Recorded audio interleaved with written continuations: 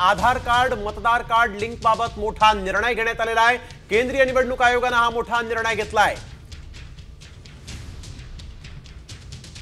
संविधानाच्या कलम 326 RP act आणि सर्वोच्च न्यायालयाच्या निर्णयानुसार मतदार कार्डशी आधार लिंक केलं जाईल असं आयोगाने म्हटलेलं आहे।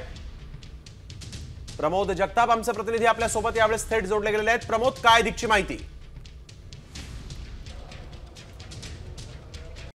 कॉमस्कोर नुसार आता isakal.com आहे देशातील नंबर 1 ची मराठी न्यूज वेबसाईट। प्रत्येक अपडेटसाठी isakal.com ला नक्की भेट द्या।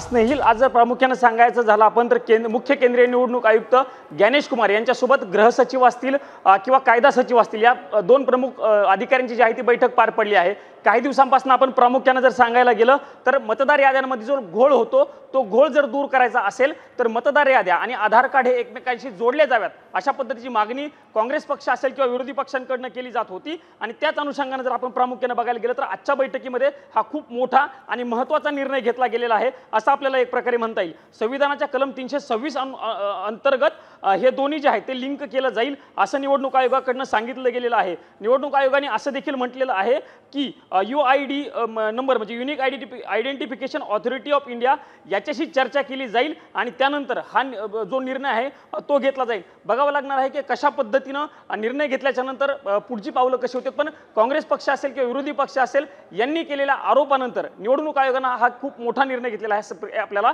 एक प्रकारे म्हणता येईल। बिलकुल, धन्यवाद प्रमोद आपण दिलेल्या सविस्तर माहितीसाठी।